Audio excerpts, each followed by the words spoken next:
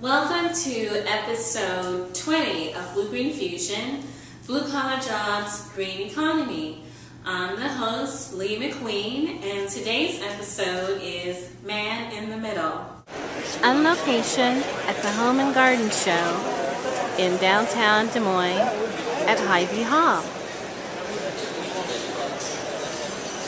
I think that we together as citizens and business owners and elected officials ought to work very carefully together as we look up to the state for guidance on how we handle some of these issues. So I did attend the Des Moines City Council this past Monday, and the theme of the night was flood protection and then public works.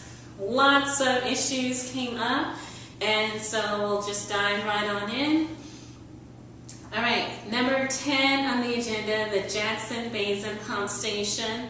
That's to increase the level of flood protection based on the Corps of Army Engineers Des Moines River Regulated Flow Frequency Study.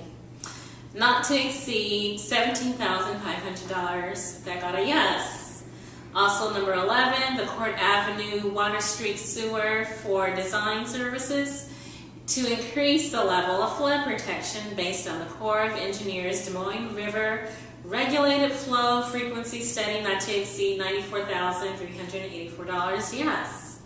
Number 12, additional work on pump station emergency power generation for Bierman's University Electric Company, not to exceed $51,566.31. That got a yes. Who's going to say no to emergency pump power stations in the state of Iowa? Okay. So Coleman, the councilman at large, spoke in support of all these issues.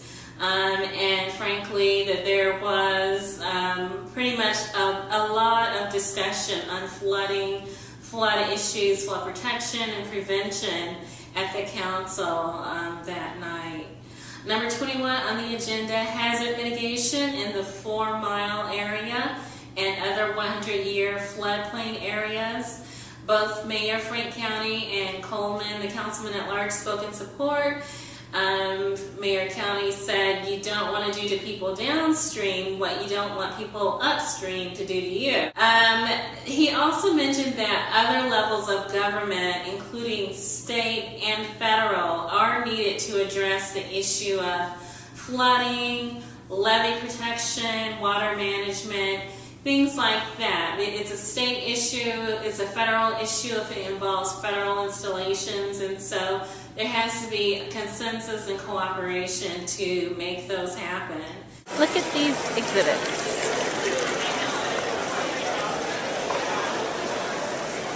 I think that we have talked long and hard for the last number of years about how much the geography of the state of Iowa has been changed over the years, and to a point where Iowa is now recognized as the most changed geography of the 50 states in this country. Pre-settlement times, 85% of the moisture that fell from the sky was absorbed by trees or on the site where it fell. And today, 85% of it comes from rural ag. Balance comes from incorporated areas.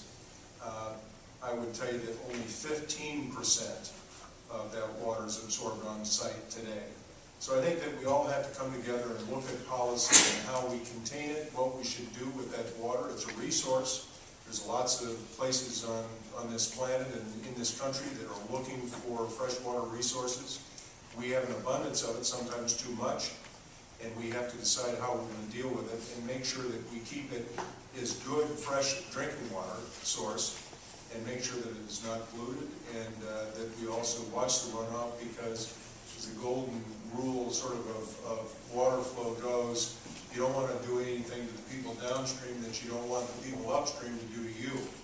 So I think that let's recognize that, and I think that we as a city can at least lead and help facilitate that discussion that needs to take place, and bring everybody to the table, including the Corps of Engineers and FEMA and HUD and all the state and county and local officials around the state to open up this discussion. So, but I do believe that if we could have a little further discussion, a workshop or something. I can put the website. 42 to 48 concern the legal department, claim settlements and billings. Specifically, I believe it was number 48 where they approved the retention of Hush Blackwell LLP, a law firm, to provide advice and representation on levy system issues. So definitely, I guess now we're in the kind of the turning phase of winter to spring, although it's not quite the end of February, so it could go either way here in Iowa. But flooding and as a result of snow melt is actually on a lot of people's minds right now.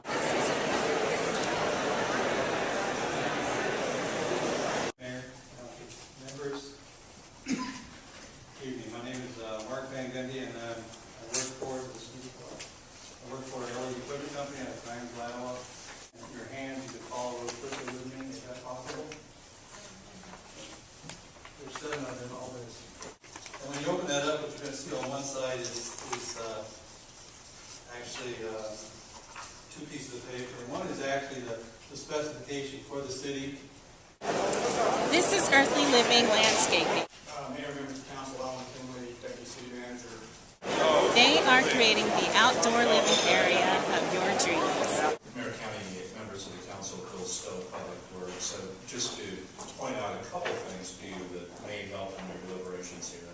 I do recognize these are difficult issues. You've heard a lot about specifications and performance.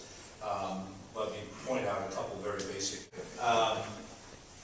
This is a schematic of the type of unit we're talking about. These are large tank trucks.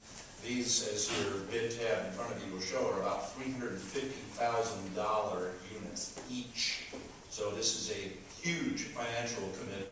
From an operating standpoint, we view that investment and capital cost for the more expensive piece of equipment to be wise, because our experience in operating Vactor and Vacon is that the less expensive brand of the 2 that we have experience with is far more expensive to operate and maintain. As far as that, your information statement. You're also on your sheet up there mistaken too. We do a direct drive transfer case when we got Mark. Sir, I'm sorry. I appreciate your comment, but we're trying to get back to staff. If you have other information, please forward it to us, or we'll bring you back up for clarification. We'd rather not have testimony from the audience. Mayor, council members, my name is Jeff Firestone. I'm with Mid-Iowa Solid Waste Equipment Company, and we are the low bidder. We are the representative for Vacon. For instance, Mr. Stowe made a great presentation about the rotation of the wheel on the front of the truck needs to be 270 degrees, and that the rotation of the Vacons that he currently has is dangerous. If it is dangerous, you shouldn't be driving. You shouldn't have them on the street if you really believes that.